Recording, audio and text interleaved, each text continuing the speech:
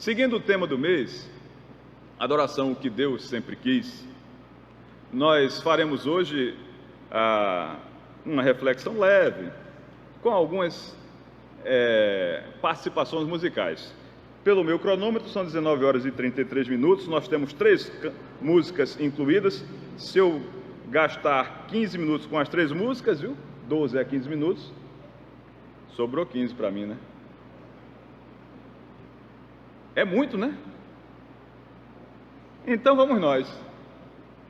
Amados, a divisa diz assim: mas a hora vem, e é agora, em que os verdadeiros adoradores adorarão o Pai em espírito e em verdade, porque o Pai procura a tais que assim o adorem. O título para essa mensagem: a adoração nossa de cada dia. A adoração nossa de cada dia. O que seria adoração e em que ela é diferente de idolatria? Simplificando, a gente pode entender que adorar é quando você se entrega, quando você ama demais, tudo você coloca ao extremo. Gosto de água. Se esse meu gostar eu levar até o extremo, eu adoro água. Ali nós vemos naquelas figuras, carro. Tem gente que gosta de carro ao extremo, adora carro. Tem gente que adora dinheiro, já tem a nota de 200, viu? Já tem a nota de 200. Tem gente que adora brilhar, crescer profissionalmente, adora a sua própria carreira profissional. Tem gente que adora ídolos. Quando eu vejo o Cezinha aqui, eu fico sempre lembrando, né? A tentação que é olhar a Cezinha tocar e começar a adorar. Eu brinco sempre com ele por conta da facilidade que ele tem quando ele usa os instrumentos. Há quem adore um intelectual, o conhecimento, suas titulações. De maneira geral, nós podemos começar a adorar qualquer coisa, se nós não nos policiarmos. Então, se for separar adoração e idolatria, o que é saudável e o que não é, todas as vezes que eu, no extremo, no máximo, me entrego, desejo, amo a Deus, isso é adoração. Quando eu faço essa entrega extrema, esse amor, essa dedicação máxima a qualquer outra coisa, a qualquer coisa que seja diferente de Deus, aí é idolatria. Pronto. Então, se entregou ao máximo para o seu carro, para o seu trabalho e tal, isso é idolatria. E é isso que a Bíblia condena. É complicado a gente falar sobre determinadas coisas considerando as variações linguísticas, porque é tão bom dizer, eu adoro esse tipo de música, né? Mas a gente não está querendo dizer que aquilo é o Deus da nossa vida. Então é por isso que o Senhor fala aqui sobre adoradores em espírito e em verdade. Porque há quem adore e não use a expressão, e há quem use a palavra adorar sem estar idolatrando, sem estar pecando. O maior perigo está ali, aquele espelhozinho com o alvo. O maior perigo no nosso dia a dia é quando nós somos o alvo da nossa adoração. Adoro o que faço, adoro tocar, adoro cantar, adoro vender, adoro comprar, adoro negociar, adoro ensinar, adoro salvar vidas, adoro. Eu não posso adorar isso. Isso é idolatria. Eu tenho que adorar a Deus, que é o provedor de todas as coisas. E essa é a grande diferença. Há pessoas que vivem aí se idolatrando. Pode ser por uma simples feijoada que faz, um simples bolo, um simples doce. Estou falando simples de maneira carinhosa, porque para mim não é nada simples fazer essas coisas. Agora, se você botar para eu comer, eu mostro como é simples. Não tem nenhum sacrifício, é a maior simplicidade. Não quero nem ajuda. É só você ter paciência que eu dou conta. Então, adorar a si mesmo é o risco que nós corremos sempre, dormindo e acordado. Aí precisamos tomar cuidado, porque nós devemos adorar sempre ao Eterno. Aí, naquele encontro de Jesus com aquela mulher, ela diz assim: nossos antepassados adoraram neste monte, mas vocês judeus dizem que Jerusalém é o lugar onde se deve adorar. É a pergunta: onde se deve adorar? Amados irmãos, você deve adorar, e aí eu estou falando de adorar ao Eterno, em todos os lugares onde os olhos do Senhor estiverem. E onde estão os olhos do Senhor? Os olhos do Senhor estão em toda parte. Eu tenho muito respeito pela fé e a religião de todas as pessoas. Eu não tiro de ninguém o direito de viver a sua fé e a sua religiosidade, como também não abro mão do meu direito. Há pessoas que se preocupam com a posição que vão orar. Se vão orar na posição do norte, a gente vê que Daniel orava seguindo esse costume. Então é bíblico escolher uma posição para orar. Eu me preocupo se você pensar que se você olha para aqui, Deus está lá, mas olhando para aqui, Ele não está. Aí eu me preocupo, porque Deus está em toda parte, e os olhos do Senhor estão em toda parte. Assim, onde devemos adorar ao Senhor? Em toda parte, em todo momento, em qualquer lugar, principalmente quando ninguém está olhando. Aí eu vou pregar, eu vou orar, eu vou cantar para uma multidão. Há um risco de eu estar idolatrando a mim mesmo. Mas se eu vou cantar aqui, ó, baixinho, se eu vou tocar baixinho, se eu vou estudar baixinho, porque sei que estou falando com Deus, eu estou adorando. José estava lá e ele poderia dizer sim à proposta que recebeu, mas ele disse não, porque ele estava adorando o Senhor. Ele não aceitou a proposta da esposa do seu Senhor. E é assim que a gente faz, na hora quando ninguém está vendo o que a gente está fazendo, o que a gente faz certo, é para a glória de Deus. Isso é adorar em qualquer lugar. Onde adorar? Em qualquer lugar onde os olhos do Senhor estiverem. E os olhos do Senhor estão em toda parte. Mas vem a hora, e é agora, em que os verdadeiros adoradores adorarão o Pai em espírito e em verdade, porque o Pai procura a tais que assim adorem. Adorar em espírito e em verdade. O que seria a adoração em espírito e em verdade? Antes, vamos cantar. Aqueles que querem ficar de pé, fiquem. Aqueles que querem ficar sentados, fiquem. E vamos adorar ao Senhor, vamos cantar em espírito e em verdade. Em espírito, em verdade. Pode cantar? Te adoramos.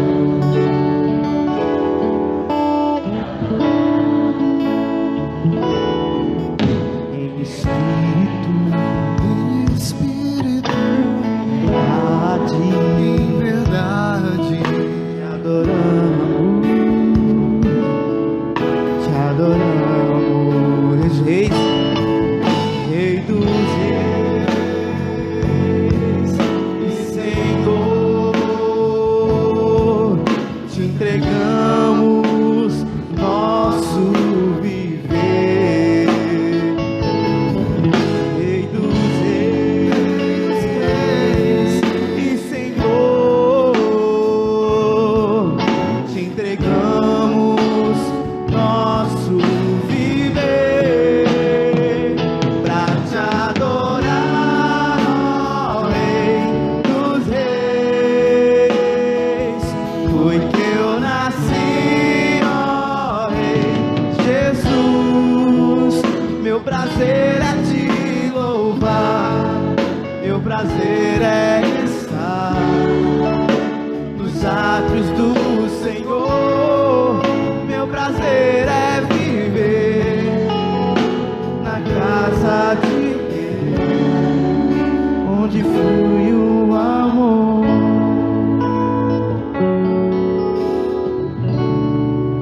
onde flui o amor. Amém. Podem sentar. A adoração em espírito e em verdade. Buscando uma explicação simples, vejamos assim: em fé e obras. Porque a nossa fé nos orienta a boas obras para que vejam a luz do Senhor. Essa é a boa obra, aquela que a gente faz bem feita e aí ela brilha e a gente faz com que as pessoas vejam a luz do Senhor. A palavra diz assim: ame o Senhor, o seu Deus, de todo o seu coração, de toda a sua alma e de todas as suas forças. Ou seja, você vai adorar em espírito e em verdade se você, movido pela fé, realizar todas as coisas em sua vida. Se você só tiver a fé, você está adorando em espírito, mas a verdade é através do fato, quando aquilo que é potencial vira ato. Lembra de contra fatos não há argumento? Eu tenho grande fé, mas eu tenho que realizar coisas. Agora, quem tem grandes obras, que a gente vê aquelas obras, mas não faz essas obras movidas pela fé, ele pode estar idolatrando alguma coisa. Porque dentre as coisas que a gente pode idolatrar, é uma causa, um partido político, uma ideia, uma filosofia. Este não está adorando, ele está idolatrando, porque ele faz o que é bom, o que é certo, ele tem boas obras, mas não tem fé no eterno. Então não é adoração, não é espírito e é verdade. É somente obras realizadas sem serem movidas pela fé. Assim, quando a gente vive em fé e obra, em espírito e em verdade, na nossa vida nós vemos transformação. Diz a palavra: não se amoldem ao padrão deste mundo, mas transformem-se pela renovação da sua mente. Pela renovação da sua mente. É você ver a vida que você vive de maneira diferente, renovando a sua mente e sendo a Bíblia, a palavra do Senhor, o referencial para a sua tomada de decisão. Em cada passo que a gente dá, a gente pensar: o que diz o Senhor para a minha vida neste momento? E é este caminho que eu irei. E assim, a cada passo que eu dou no meu dia a dia, eu vejo que a minha adoração, a nossa adoração de cada dia é adoração ao Senhor, não é idolatria. Ela é incondicional. Todos os anos este homem subia de sua cidade a Siló para adorar e sacrificar ao Senhor dos exércitos. Isso está em 1 Samuel, verso 1 do capítulo 3. Está falando do marido de Ana, que apesar de, veja, a gente se preocupa muito com a dor de Ana, mas você acha que o marido não sofria? Claro que ele sofria, porque ele amava Ana e também Penina, mais a Ana. Eu não consigo dizer aos irmãos, digamos, fechar o raciocínio, ou dizer que essa é a única palavra sobre isso, mas a gente sabe que amar é atitude, é uma prática. Quando diz que ele amava mais a Ana, a gente pode interpretar também que ele dava mais provas, ele realizava mais coisas em favor de Ana, porque ela precisava mais. Mas se nós pensarmos se o sentimento dele, a preferência, era maior por Ana ou pela outra esposa, talvez fosse igual, mas ele tinha muito mais trabalho em fazer coisas para Ana ser feliz, porque ela não tinha seu filho, ela não tinha filho, e ainda era ferida pela outra. Então, viver numa casa em que as suas esposas brigavam e que um era muito infeliz porque não tinha filho, este homem poderia dizer: esse ano eu não vou subir para sacrificar, para adorar, porque as coisas aqui não estão muito boas, não. Mas ele ia com elas, eu acho que o pau ia cantando na caminhada, mas ele disse: eu não vou mudar meu caminho não, sabe?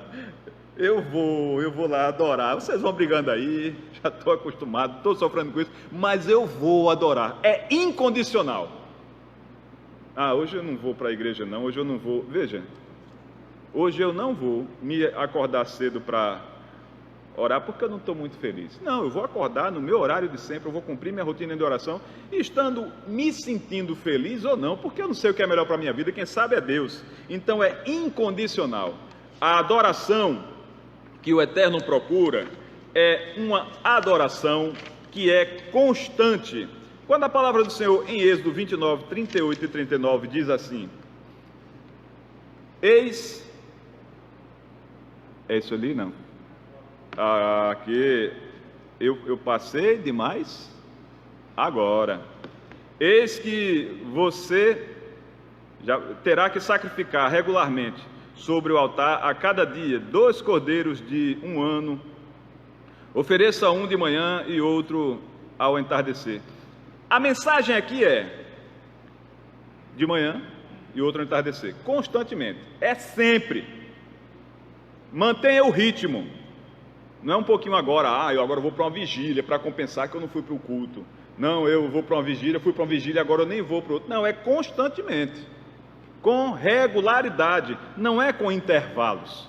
Não é como esses métodos que aí eu vejo muito vídeo que surge assim, aquelas séries para você fazer, faça 10 segundos correndo, depois descanse 3, passe 10 minutos bem focado para você perder a barriga. Então, uma série muito rápida, depois... Não. É com regularidade e sempre que a gente tem que viver essa adoração. Ela é pessoal e expansiva. Lá em Josué 24:15, Josué, no meio daquele contexto lá, todo mundo pensando em coisas diferentes, gente se desviando, ele vai, se levanta e diz: eu e a minha família serviremos ao Senhor.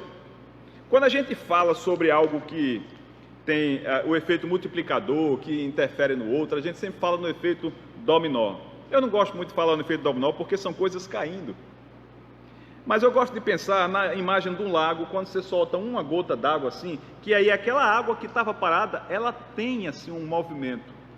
Assim é a nossa vida, o que a gente faz vai afetar a vida de todas as pessoas que estão em nosso redor e talvez outros que estão muito mais distantes. Então Josué está dizendo aqui: eu, Ani, e a minha família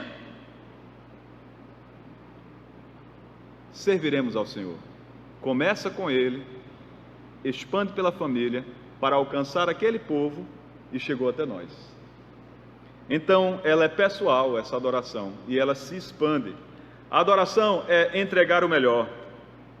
Portanto, irmãos, rogo-lhes que pelas misericórdias de Deus, que se ofereçam como sacrifício santo, vivo, santo e agradável a Deus. Este é o culto racional. Tudo que entregamos em oferta ao Senhor deve ser o melhor que temos. Não é sobras, aquele que está quebrado eu vou doar, eu não tenho nada para fazer com esse dinheiro, vou fazer uma oferta. É aquilo que eu tenho de melhor, minhas prioridades, minhas melhores coisas, o que eu melhor faço devo entregar ao Senhor. E aquele que adora em espírito e em verdade, ele sente no seu coração um desejo que nunca tem fim, de adorar e se entregar e fazer muito mais. Porque a adoração é um meio de atendimento às necessidades humanas. É por isso que a pessoa lembra de Maria Eugênia, que lá no Big Brother, Bambam, Maria Eugênia foi uma bonequinha que o Bambam criou lá com algumas coisas, e em algum momento aquilo trouxe equilíbrio para ele começou a idolatrar aquela bonequinha que ele criou aquele ídolo, é assim que o homem cria os ídolos, para se equilibrar, e assim ele se desvia do eterno, e não sabe quem é o provedor de todas as coisas, e quando sabe, esquece. Mas quando a gente lembra, está no nosso coração e a gente sabe quem é que nos dá tudo, é como o pastor Davi falou no domingo passado: que darei ao meu Senhor? Que darei? Ora, se eu pudesse ter mais que uma voz, eu cantaria muito mais, não é verdade? Se eu pudesse ter mais que uma vida, eu entregaria muito mais. A adoração verdadeira em espírito e em verdade é uma adoração que o coração do adorador tem esse impulso de querer cada dia entregar mais e mais, adorar mais e mais. Vamos cantar. Eu queria ter mais que uma voz, mais que um amor e uma vida pra te oferecer, pois tu és muito mais que eu possa ter em meu ser.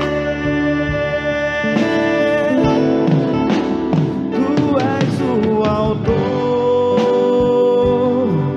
aquele que pintou com perfeição a vida. Tu és o Senhor, aquele que me amou e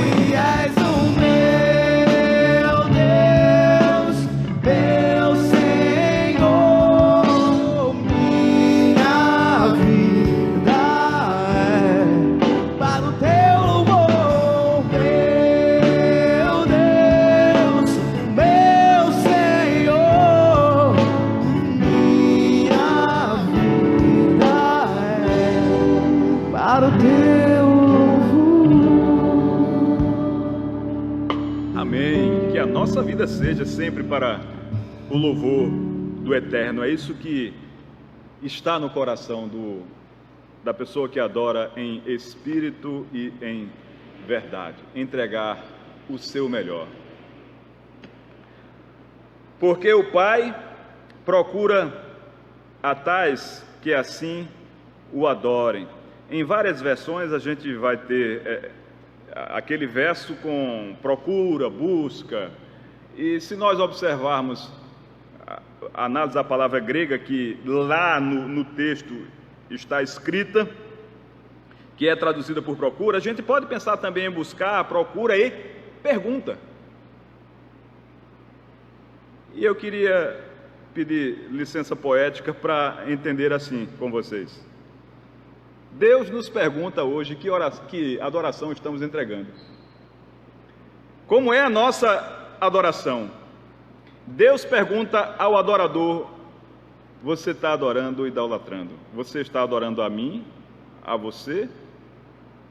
Como é que é a vida? Você vive em espírito e em verdade? Deus procura e pergunta a todos, e Ele vai separar quem são os verdadeiros e quem não são os verdadeiros adoradores, porque Deus conhece os verdadeiros adoradores. Assim, amados irmãos, como tem sido nossa adoração?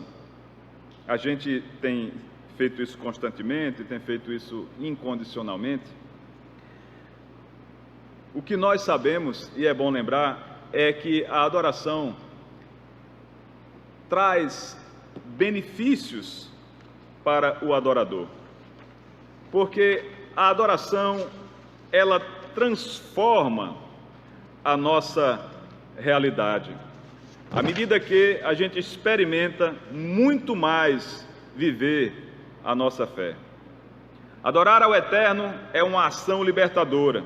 Salmo 118:5 diz assim: na minha angústia clamei ao Senhor, e o Senhor me respondeu, dando-me ampla liberdade.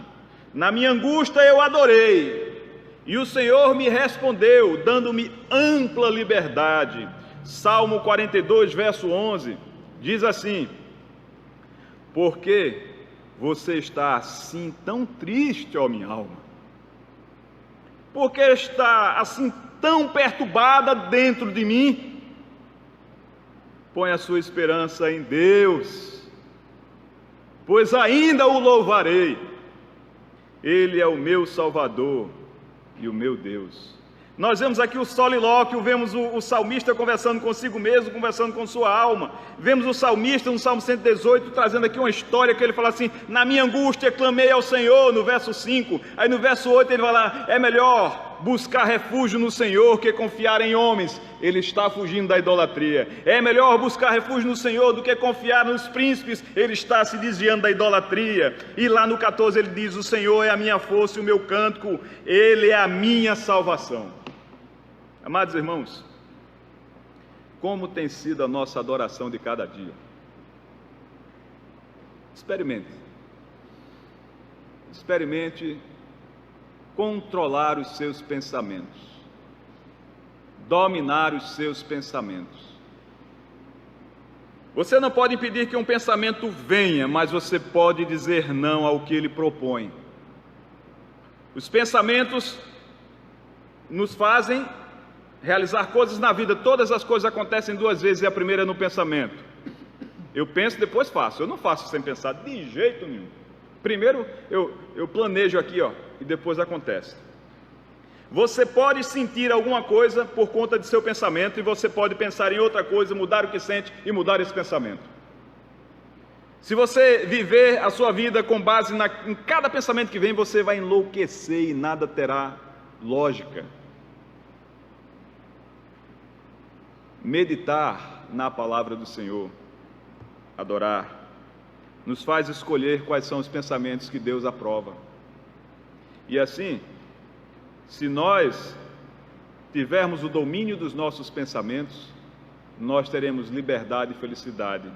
Vou ler de novo o que diz o Salmo 42:11 e pensem comigo. O salmista está dominando os seus pensamentos. E ele é senhor da sua própria vida. e obedece ao Eterno, e isso leva ele à felicidade. Por que está tão triste, ó minha alma? E ele se pergunta, que pensamento é esse? Tem tantas outras coisas boas na minha vida e só me vem esse pensamento? Por que está assim tão perturbada dentro de mim? Por que tanta inquietação? Se eu tenho Deus que me provê as coisas, eu tenho tantas coisas felizes para comemorar, por que eu vou passar o meu tempo lamentando estas coisas, ruminando com isso? Põe a sua esperança em Deus, pois ainda o louvarei, Ele é o meu Salvador e o meu Deus. Alma, minha alma, estás pensando no que eu posso fazer? Estás vendo o que os meus amigos podem fazer? Estás lembrando de todo o não que eu posso receber? Estás lembrando de toda a queda que eu tive? É por isso que você está perturbada, minha alma. Pense no Senhor, que Ele é que nos levanta quando caímos, é Ele que nos dá o que precisamos quando nada temos. O salmista está dominando o seu próprio pensamento e conduzindo a sua vida, como diz o Salmo 23. Olha, o Senhor vai levar a gente por esse lugar tranquilo, esses pastos verdes, porque a gente vai escolher caminhar por ele. A gente vai controlar os nossos pensamentos e vamos viver excelentes sentimentos e vamos encontrar libertação. Toda criança, antes de aprender a caminhar, cai. E nós somos essa eterna criança de aprendizado. Mas se você observar, nós damos mais passos do que caímos. Quando estamos aprendendo a andar, a gente dá 2, 3 passos e cai. Uma vez. 2, 3, 4 passos e cai. Temos mais passos que nos fazem avançar do que quedas na nossa história. E é opção. Você pensar em cada quedinha ou nos grandes passos que você deu na sua vida. E quer uma opção melhor ainda? Entender que se não fosse a ação de Deus, nenhum passo daquele você teria dado. Mas teria ficado na primeira queda. Porque estás abatida, ó minha alma. Confia em Deus. Agindo assim, nunca nos faltará motivos para viver a esperança, para sentir a liberdade e para adorar constantemente. Nós podemos chorar, sim. Nós podemos sofrer. Nós podemos enfrentar muitos problemas em nossa vida. A diferença é como nós nos comportamos. Se vamos, por idolatria, tentar resolver tudo só, ou em adoração, pedir ajuda ao Senhor e depois agradecer, porque o Senhor recebe as nossas lágrimas e Ele alimenta a nossa vida com estas próprias lágrimas, para que sempre haja em nosso coração esperança. Meu Jesus maravilhoso és, minha inspiração a prosseguir. Mesmo quando tudo não vai bem, eu continuo olhando para ti, pois sei que tu tens o melhor pra mim. Há um segredo no meu coração, ó, dá-me forças pra continuar, guardando a promessa em oração. Firme, ó Deus, está o meu coração, firme nas promessas do Senhor. Eu continuo olhando para ti, e assim eu sei que posso prosseguir. E mesmo quando eu chorar, as minhas lágrimas serão para regar a minha consolar meu coração, pois os que choram aos pés da cruz, clamando em nome de Jesus, alcançará de ti, Senhor, misericórdia, graça e luz. E mesmo quando eu chorar, as minhas lágrimas serão para regar a minha consolar meu coração, pois os que choram aos pés da cruz, clamando em nome de Jesus, alcançará de ti, Senhor, misericórdia, graça e luz.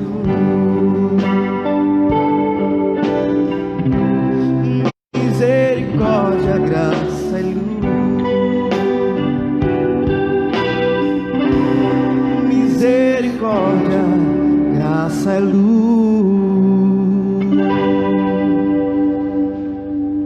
Que o Eterno nos abençoe hoje e sempre.